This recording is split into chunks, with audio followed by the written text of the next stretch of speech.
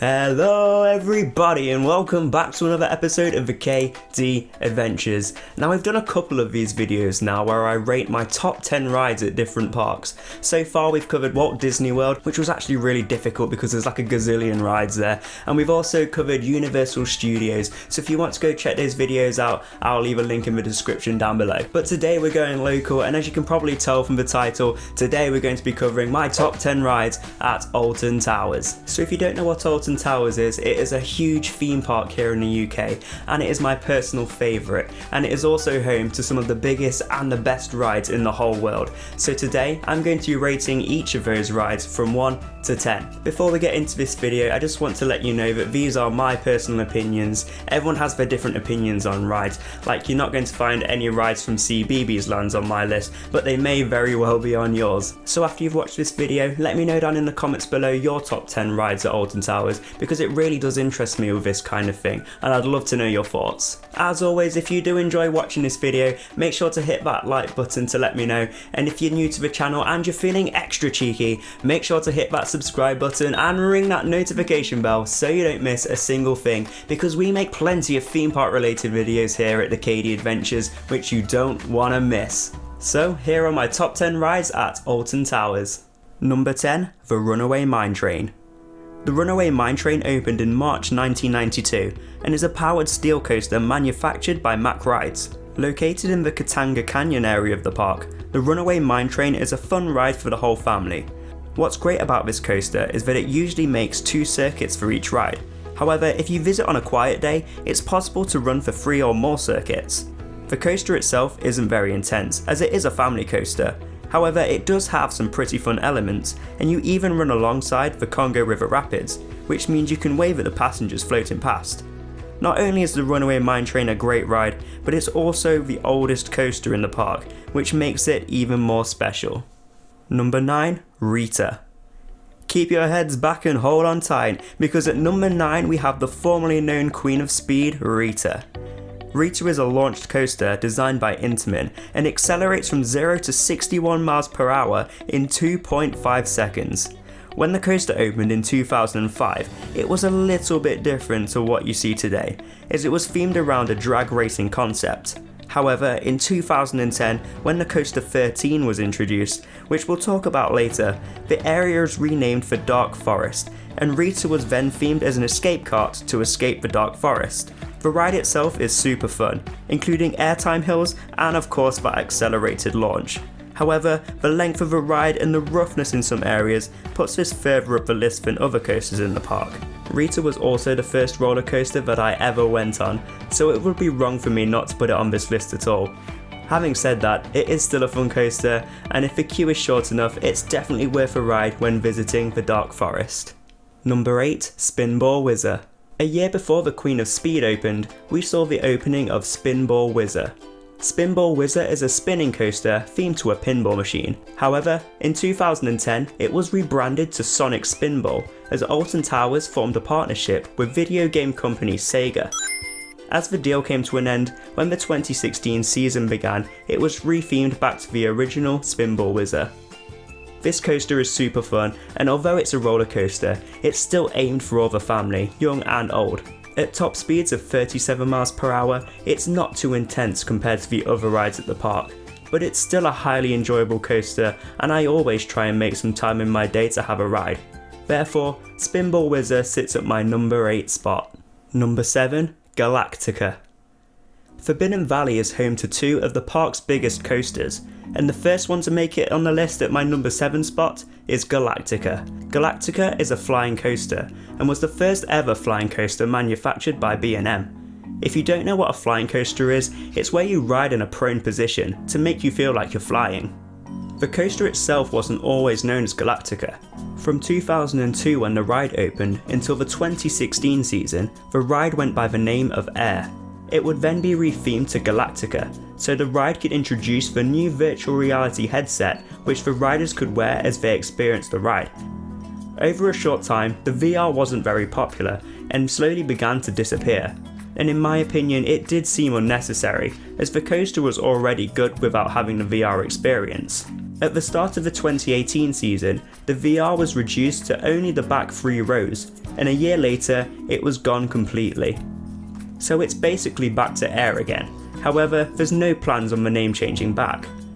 On Galactica, you experience near misses and inversions, which makes this a really enjoyable coaster. At 47 miles per hour, it's not too extreme or intense, however, being in the prone position adds an extra element of fear to the ride, and it is the reason it sits at my number 7 spot. Number 6, 13.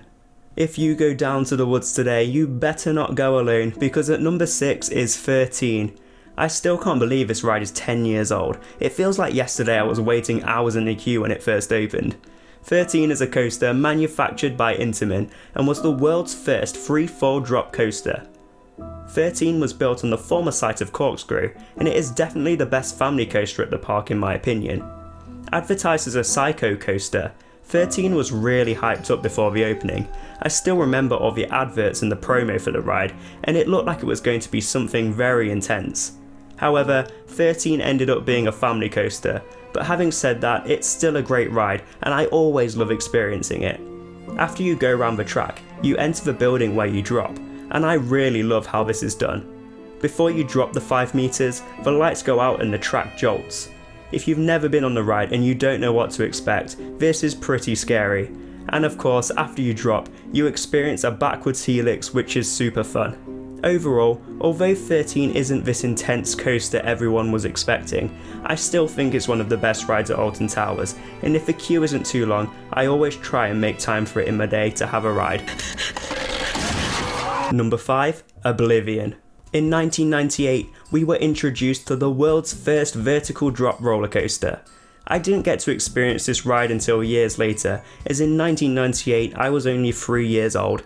However, I can imagine that this coaster is still just as good as it was when it first opened.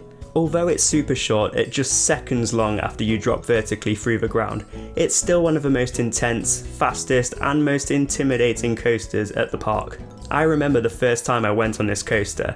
In fact, it was the first day I went on my very first coaster at all.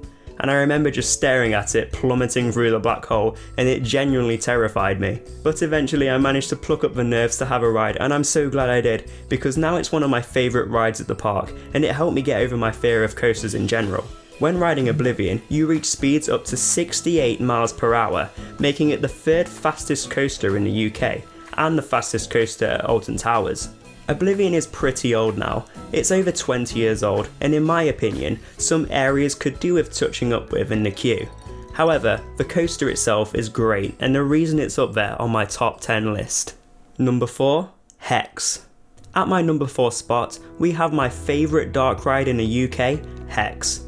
What makes this ride so special? Well, not only is it a walkthrough experience as well as a ride, it also has some incredible theming, scents, and a great backstory too. The ride is based on a local legend of the chained oak tree. Although the story is slightly altered, it's still based on a true story. I won't go into too much detail on the story, as 1, I don't want to ruin the experience for you, and 2, I'll probably be making an Alton Towers history series in future where I'll cover everything. However, this experience takes you inside the towers themselves and inside a vault which is the home of a cursed tree branch. Inside this vault, you sit inside of a coma madhouse, which is a flat ride which gives you the illusion that you are going upside down inside this huge room. You are really just swaying in a gondola with the room rotating around you. The Vekoma Madhouse is such a crazy ride, and if you've never been on one, Hex is one of the best, if not the best. As I mentioned earlier, the theming and story are incredible, and it's something very unique that you rarely find at a theme park. Hex is definitely a ride that you need to check out when visiting Alton Towers. Number 3, Nemesis. So here we are at number 3, and these next 3 are not only my favourite coasters at Alton Towers, but also some of my favourite coasters in the world. It was hard to choose the order of these rides because they're all great, but at number 3 we have the monster that is Nemesis. Located in the Forbidden Valley, Nemesis is a B&M inverted coaster which opened in 1994.